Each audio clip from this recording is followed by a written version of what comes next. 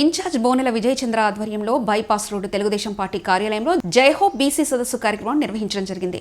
బీసీలను తుంగలో తొక్కిన వైసీపీ ప్రభుత్వం, వైసీపీ ప్రభుత్వ హయాంలో బీసీలకు న్యాయం జరగలేదు. తెలుగుదేశం పార్టీ అధికారంలో ఉన్నప్పుడు అందరికీ న్యాయం జరిగింది. తెలుగుదేశం పార్టీ అధికారంలోకి రాగానే బీసీలకు మళ్లీ పెద్దపీట వేస్తుంది. ఈ కార్యక్రమానికి హాజరైన పార్వతీపురం నియోజకవర్గ పట్టణ మండల బీసీ నాయకులు, తెలుగుదేశం నాయకులు, కార్యకర్తలు, మహిళలు, తెలుగుదేశం కుటుంబ సభ్యులు పాల్గొన్నారు. ఒక మంచి సమావేశాన్ని ఏర్పాటు చేసి అక్కడ కూర్చోబెట్టి ఏకతాటిగా ఒక మీద తీసుకురావడానికి నేను ప్రయత్నిస్తాను. కుల పెద్దలతో మాట్లాడతాను. ముఖ్యంగా నేనేం మాట్లాడుతున్న ఒక విషయం చెప్తాను, మీరు కూడా అలా చేస్తే బాగుంటుంది అనేది ఒక ప్లాన్. ఇందాక చెప్పారు, ఉత్తరాంధ్రలో ఒక వ్యక్తికి మొట్టమొదటిసారిగా కేబినెట్ హోదా ఇచ్చి మినిస్టర్ చేసిన పార్టీ అది తెలుగుదేశం పార్టీయే. ఆ వ్యక్తి మన ఎర్రం నాయుడు గారు. ఆయన కూడా ఊహించుండలేదు. ఆయన ఒక ఇంటర్వ్యూలో చెప్తూ, నేను ఎంపీ అవడమే చాలా ఎక్కువండి, నన్ను క్యాబినెట్ మినిస్టర్ చేశారు, నేను ఇప్పుడు హిందీ ఇంగ్లీష్ నేర్చుకోవాలని కూడా నాకు బాబు గారు చెప్పారు.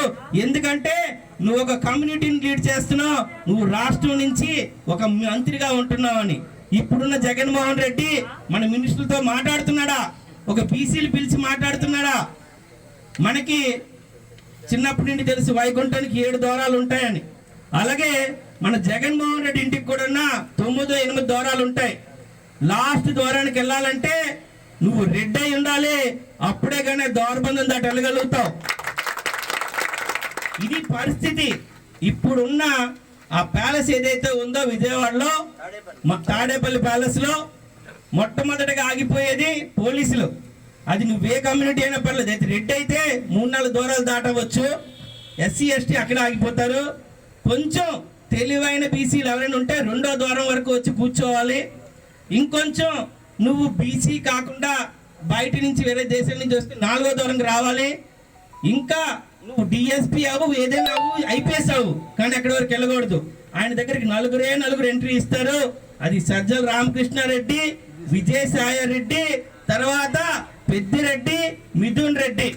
ఈ 4కే ఎంట్రీ ఉంది తప్ప ఇప్పుడు కొత్తగా వచ్చిన సిఎస్ జవహర్ రెడ్డి, ఈ 5గురికి ఎంట్రీ ఉంది తప్ప పొర్రపాటున ఈ 5గురు కాకుండా ఇంకెవరైనా ఆ దూరంలోకి వెళ్తే తల మీద అదే ముండం లేకుండా, ముండం ఒకటి వస్తుంది తల లేకుండా, అంత దారుణంగా ఒక వ్యవస్థను తయారు చేశారు ఈ జగన్మోహన్ రెడ్డి. ఎంతో మంది బీసీలు ప్రొఫెసర్స్, సైంటిస్టులు ఉన్నారు. ఒక్కళ్ళకి కూడా సలహాదారుగా నియమించుకోలే.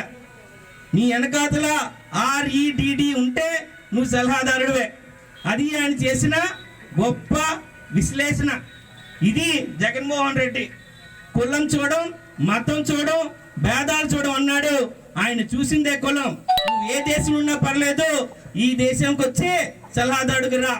నాకు తెలిసిన 4 సలహాదారులు, 2 యూరోప్ నుంచి, 2 లండన్ నుంచి తెప్పించుకొని ఒక్కొక్క సలహాదారుడికి 5 లక్షల శాలరీలు ఇస్తూ నా కులవాళ్ళని, నా రెడ్డి కులస్తుల్ని నేను చూసుకోవాల్సిన బాధ్యత అని చెప్పాడు.